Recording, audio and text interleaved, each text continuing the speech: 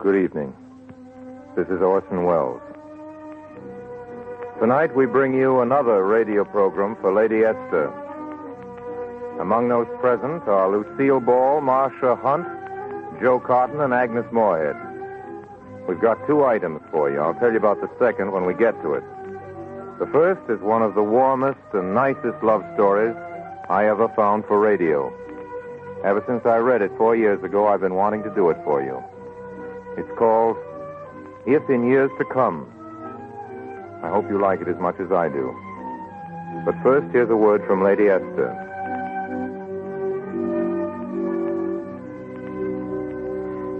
There's an old saying you've heard many times. Distant pastures look greener. Yes, and face powder often looks better from a distance, too. Face powder can be a sly cheat that loses all its flattery as soon as eyes are close. Here's an interesting experiment that will show you exactly what I mean. Just powder your face as usual and then stand opposite your mirror, way on the other side of the room. From that distance, your skin will look soft and smooth. Your powder will probably look quite flattering. But now walk slowly toward your mirror. Come closer and closer until your eyes are just a few inches away from your image. Now, what do you see? Does your skin still look soft and smooth, or can you suddenly see big pores, tired lines, little blemishes? Now, if you want your skin to look just as smooth and young in a close-up as it does from across the room, use Lady Esther face powder. Women who have used it for years say it makes them feel so sure of themselves, even when a man's critical eyes are close. Yes, you can count on Lady Esther face powder to make your skin look its youngest and loveliest at any distance. It won't turn traitor, won't cake or streak the way ordinary face powders often do. You see, Lady Esther face powder is an entirely different kind of powder because it's made differently. It's made by my exclusive twin hurricane method, and it's much softer, much finer than powder usually is. It goes on a smoother way that brings a new kind of flattery to your skin. So is it any wonder more lovely women now use Lady Esther face powder than any other kind? And now, our first story. If in Years to Come.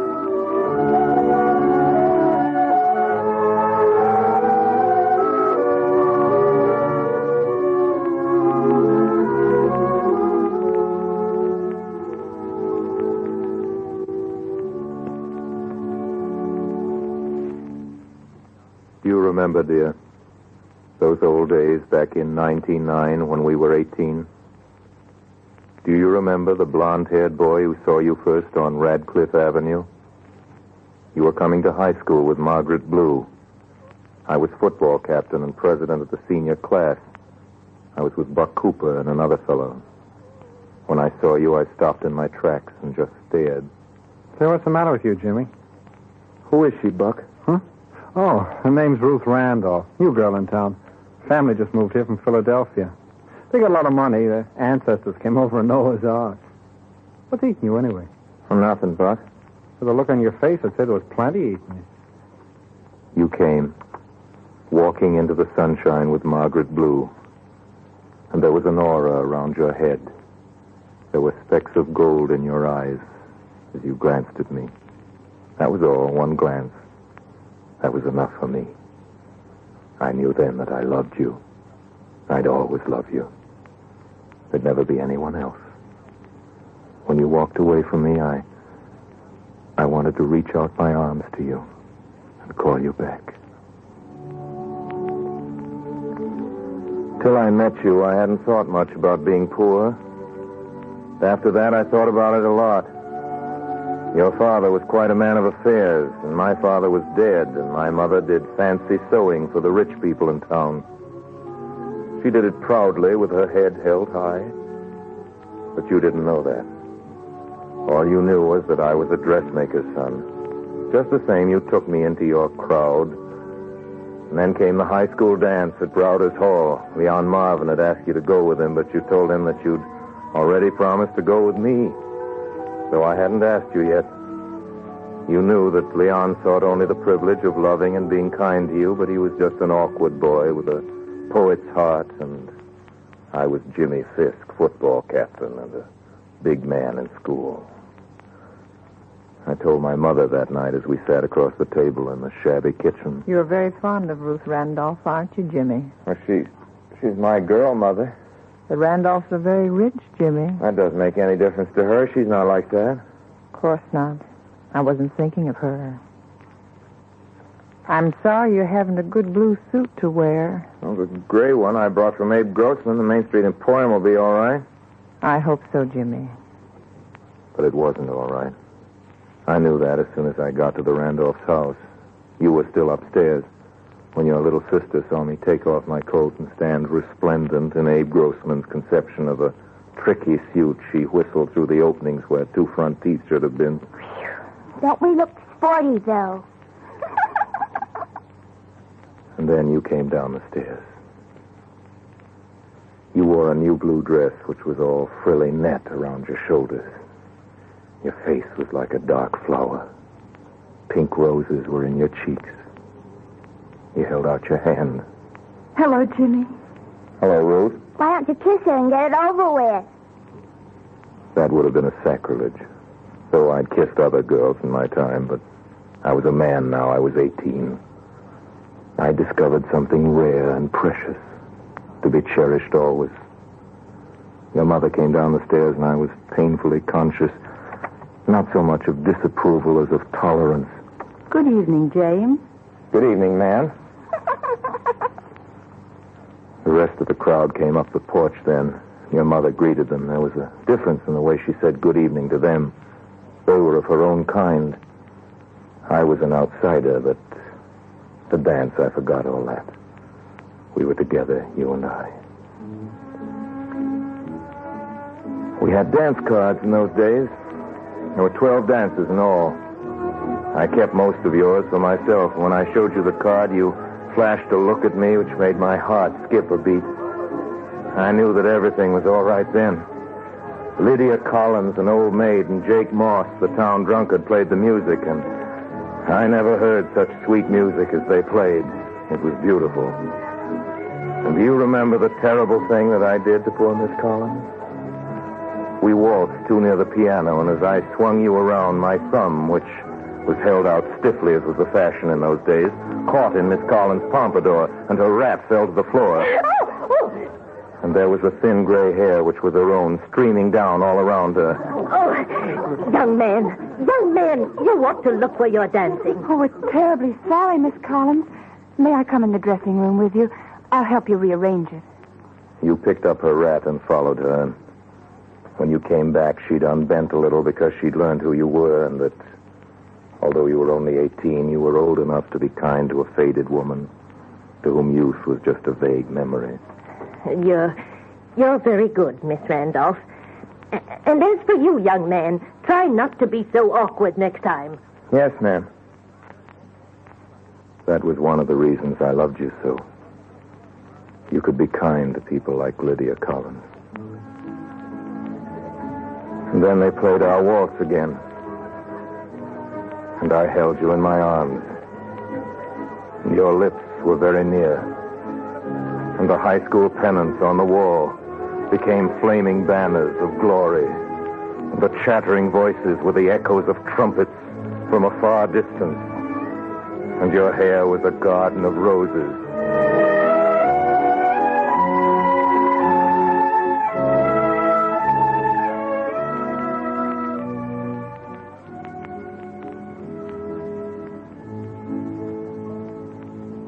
We didn't know exactly when the music stopped. The rest of the dancers had returned to their seats, but we were still hearing the music of the stars. And I said to you, that'll always be our song. That will always be our song, Jimmy. We went over to Red Hotchkiss, who didn't know the world had just stood still.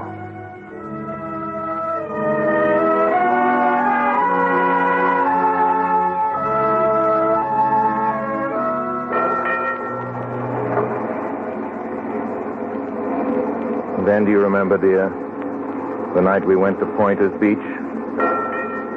We sat together in the bumping trolley, holding hands. Out on the platform, some of the fellows sang the old songs. It was the first time you'd ever been to Pointer's Beach. It was a sort of slumming party. Nobody in your crowd ever went there ordinarily. While I held your hand, your friends talked of their plans for the summer. You were going up to Maine with your family, and they were going to visit you. I hadn't been invited, but we never mentioned that. You only held my hand a little tighter when the others talked about the fun you were all going to have together.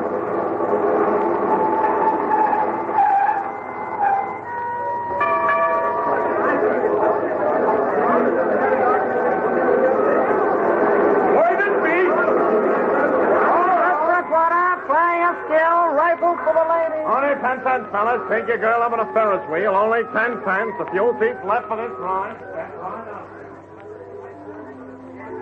It was your last night. We didn't want to share it with the others.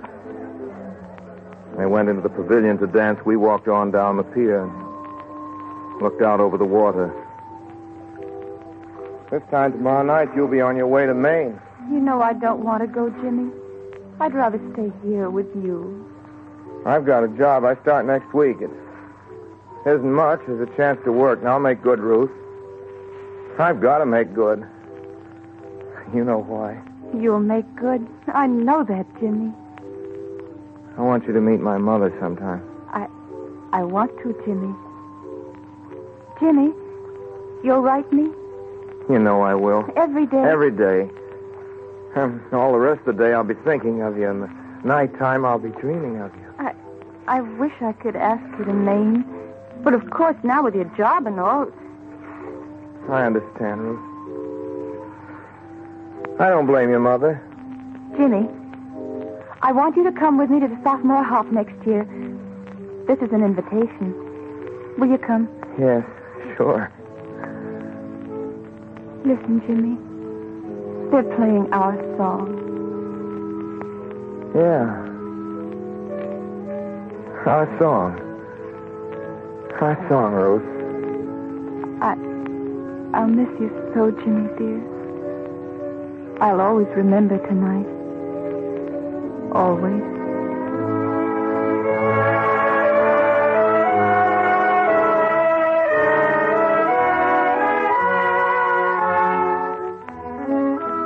Many things have happened since that starlit night. The town has changed. Queer trolleys no longer run at half-hour intervals to Pointer's Beach. The green lawns on Franklin Avenue are marred now with gravel driveways and ugly garages. Horns honk in the darkness, and racing engines shatter the quiet of the night. They wouldn't understand, these modern young men, that when you said, "My dear," on the pier at Pointer's Beach, you'd given me all that was needed to make bearable the ache of your absence. Summer went by somehow. We wrote to each other every day. Then you wrote that your mother said we shouldn't write so often. After that, I wrote every day just as before, but I only mailed 2 letters a week. And then you wrote you weren't coming back to town, but going directly to college from Maine, so I had only the sophomore hop to look forward to. The day finally came. Talked the problem over with Mother. You'll need dress clothes, son. A tuxedo will do, and I can rent that from Abe Grossman. But the shirts and tie... Mr. Grossman promised me I can pay for the shirt in installments, and he'll lend me a tie. It'll only be $2.50 altogether, plus train fare and money for a room up there. Maybe I can get a place for 50 cents. I wish I could manage better for you, Jimmy. You've done everything you could, Mother. More than you should. I'll make out all right.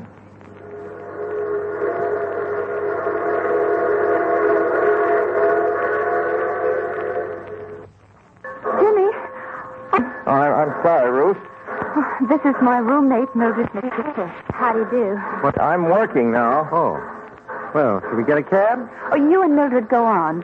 Jimmy and I will come on later.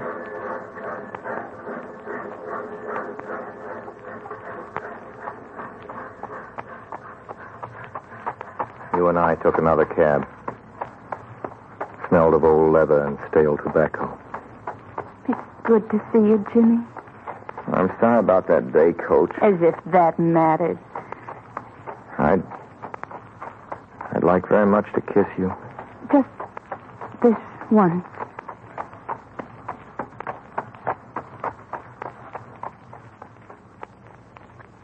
At the hotel, I asked the clerk how much the cheapest room was, and when he told me $3, I told him I'd be back. I walked around till I saw a sign, rooms for rent. I went in. Yeah? What do you want? I'd like a room to dress in. Won't need it after 8 o'clock. How much will that be? 50 cents. And you can have the use of the bathroom if you don't take too long. I took it and dressed. I couldn't tie my tie, and I went downstairs, and the landlady tied it. Had my other things in my grip, and I checked them at the station and walked toward the campus where your sorority house was. This is Mr. Fisk. Hello, Sis. Didn't see you at the hotel. How do you do, Matthew? Fred and I are sharing 307. Funny we didn't run into you. I don't remember exactly what my number is. Maybe I'm wrong. Jimmy, the others are taking cabs, but I'd rather walk if you don't mind. It isn't far. I'd like that. Goodbye, everybody. Goodbye. See you at the dance. Just think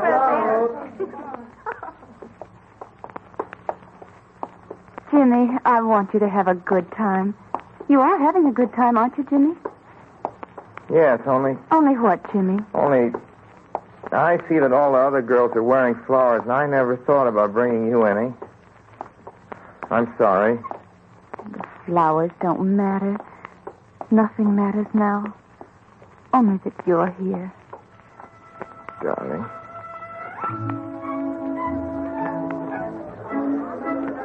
I like to think, dear, that I carried on through the evening. I tried as best I could to talk to your friends in their language, and if I failed, it was not for lack of trying.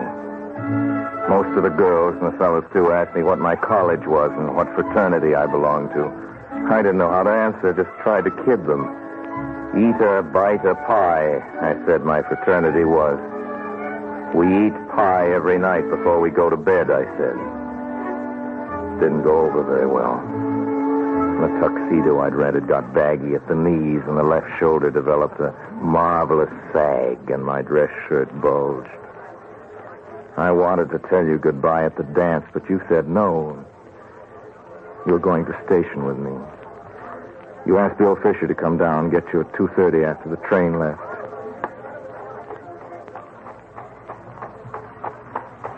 We'd better stop at the hotel first and pick up your bag, Jimmy. No use, Ruth. I can't lie to you. I didn't stay at the hotel. I rented a room somewhere for 50 cents. The suit I'm wearing is rented, and it's the first one I ever wore, and my landlady had to tie my tie for me. My suitcase is checked at the station, and... Oh, well, it is just a mistake, my coming here at all. I just don't belong, that's all there is to it. Oh, Jimmy, I did so want you to have a good time. And you didn't have a good time, did you? No.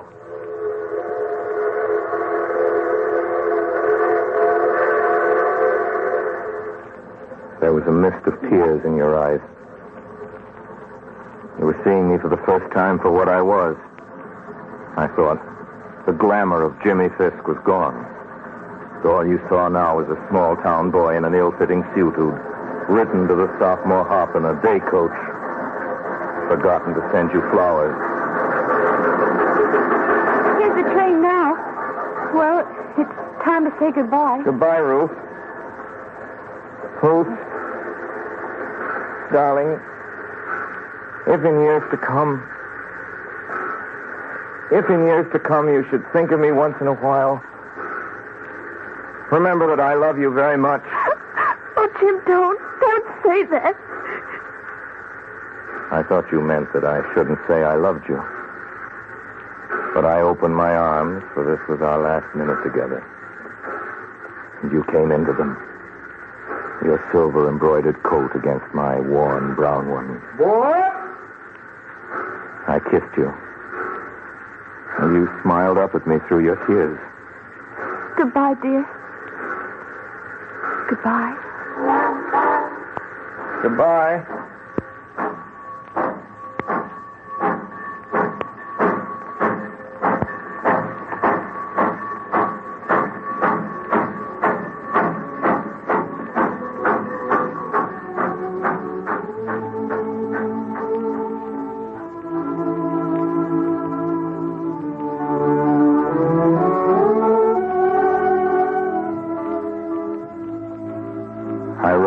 letter. My pride was hurt. Because I was young, there was only an aching void where my heart had been. I wrote things I should never have written. You didn't answer. I know now that you never could have answered that letter. In February, my firm sent me to Chicago. We were expanding, and all the talk about sending music through the air was becoming a reality. Our firm had a great future because we were in on the ground floor. Finally, my mother laid away her symbol for the last time. We shook the dust of the town off our feet. Do you remember, dear? But most of all, do you remember the day, a few years later, when we met by accident on Barrett Street in front of a delicatessen store? There were still the same pink roses in your cheeks and the gold specks in your eyes. Jimmy. Ruth. Ruth. Oh. If in years to come, do you remember? Oh, I do. I do remember. Dear, I love you. I love you very, very much indeed. That was 26 years ago. The anniversary of our marriage. And you're worried now, dear, as your mother was once worried over you about Betty Lou. She's 18. She thinks she's in love with Bill McKim. But she's your daughter, our daughter. And there are specks of gold in her eyes, too. I'm asking you to let Bill have his chance. Decide about him after you've read this clumsy attempt to recreate our own romance. It's my anniversary present to you. Perhaps we can ask Bill McKim to our dinner at the country club. Bill will probably be ill at ease. He'll probably wear rented evening clothes and a bulging shirt. He won't know the right things to say. A long time ago, you invited a poor boy to a sophomore hop. Do you remember?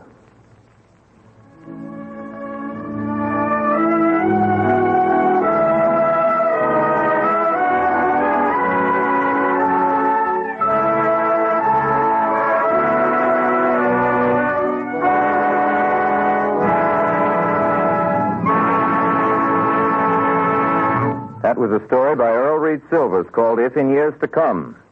Marcia Hunt played Ruth. Agnes Moorhead was Jimmy's mother, and Jimmy himself was your obedient servant. Just a minute, we bring you Lucille Ball. But right now, here's a word from Lady Esther. Do you like riddles? Well, here's one that's simple to figure out. When is your powder puff an enemy instead of a friend? And here's the answer. When you use it to repowder your face. When you use it to put powder on top of powder. Because, you see, putting powder on powder makes your skin look dry, caked, and streaky. And that's why it's so important to use a face powder that really clings. Now, women who use Lady Esther face powder say it clings so long and so well, they don't need to repowder even once during a whole evening. So they don't need to worry about caked powder or streaky skin. I know you, too, will be thrilled when you see how Lady Esther face powder stays with you hour after hour, and how that smooth, lovely, freshly powdered look stays with you as well. October 13th, 1941. Tomorrow is the anniversary of the Battle of Hastings. On that day, William the Conqueror successfully carried off his invasion of England, a feat that hasn't been repeated since.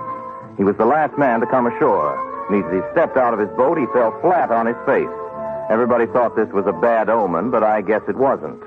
Noah Webster, who wrote Webster's Dictionary, was born 183 years ago this week. They tell a story about Webster, Webster's secretary, Webster's wife, and Webster's own great feeling for words. We like the story so much, we're going to give it a little production. The scene, Noah Webster's library.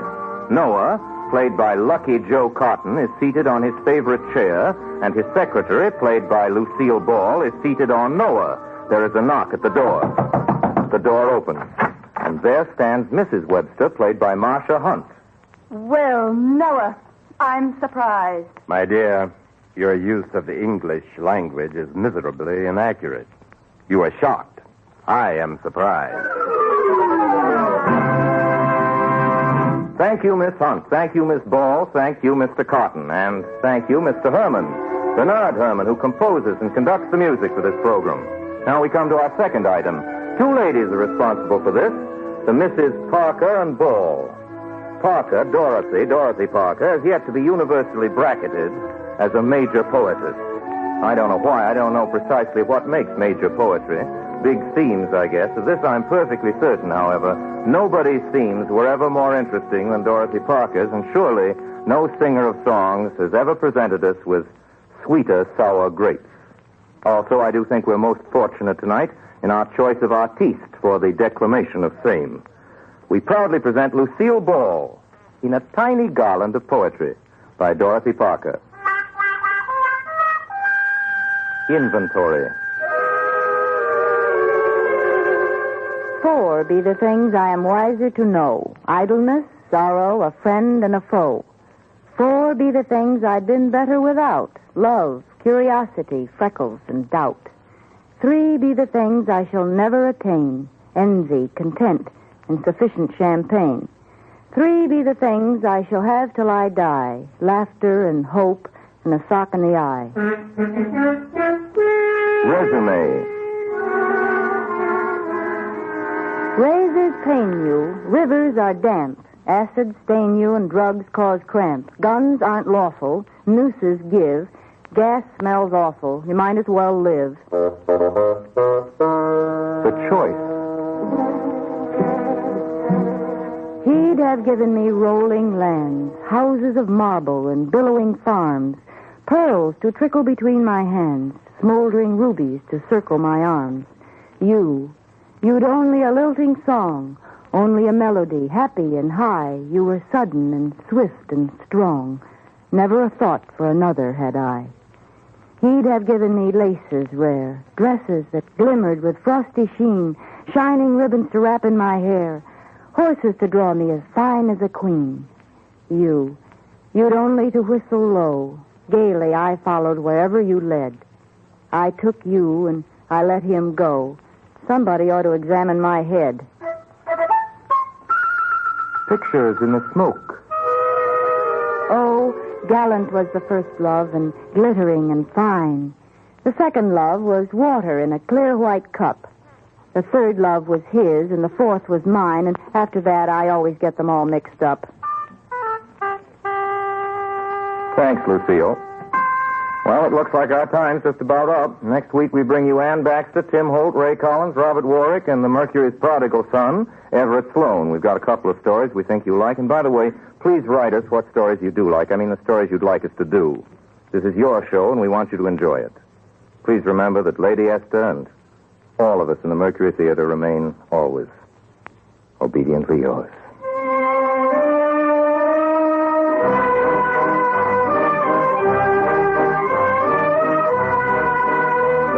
Columbia Broadcasting System.